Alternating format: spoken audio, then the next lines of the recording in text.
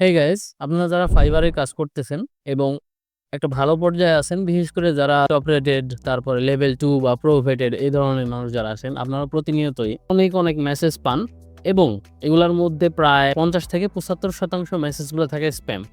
মাঝে অনেক ক্লায়েন্ট আপনাকে হুটহাট কথাবার্তা না বলে সরাসরি অর্ডার থ্রো করে দেয় এবং এরপরে তারা নিজেরাই বুঝে না যে আসলে তারা কি করবে এবং তারা অর্ডারটা ক্যানসেল করে দেয়। এমন অবস্থায় আপনার কি করা উচিত?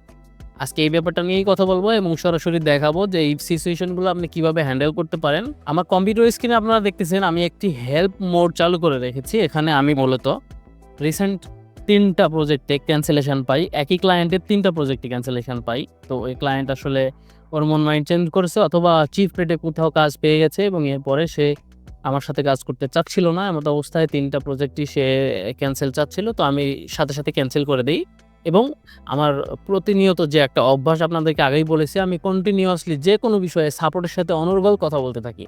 তো আমি সাপোর্টে জানালাম যে within 2 days I got order cancellation instantly. Cancel order. Another client provided me partial access but that was not complete to get started working.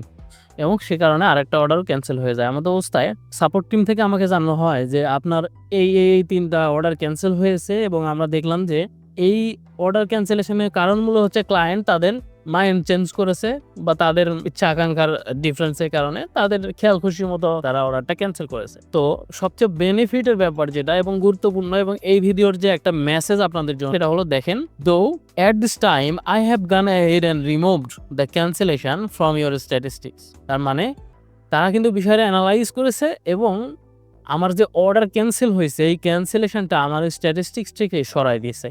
আর একজন ফ্রিল্যান্সার হিসেবে এটাই কিন্তু আপনার জন্য সবচাইতে বড় অ্যাডভান্টেজ। যখন আপনার অর্ডার ক্যানসেল রেট অনেক বেশি হয়ে যায়, আপনার সাকসেস স্কোর কমে যাবে, তারপরে আপনার ইমপ্রেশন কমে যাবে, আপনার ভিজিবিলিটি র্যাঙ্কিং কমে যাবে। তো এমত অবস্থায় এরকম অনাকাঙ্ক্ষিত বিষয় যদি আপনাদের সাথে হয়ে থাকে, অবশ্যই আপনারা কিন্তু খুব সুন্দরভাবে সাপোর্টে কথা বলতে পারেন। ঠিক আমার মতো করে যেইভাবে কম্পিউটার স্ক্রিনে দেখতেছেন, আপনারা কিন্তু আপনাদের স্ট্যাটিস্টিক্স থেকে ক্যানসেল হওয়া অর্ডারগুলোকে রিমুভ করে আপনাদের জেএসএস স্কোর, তারপরে ভিজিবিলিটি, ইমপ্রেশন, ক্লিক রেশিওটা মোটামুটি একটি সামঞ্জস্য অবস্থানে রাখতে পারেন।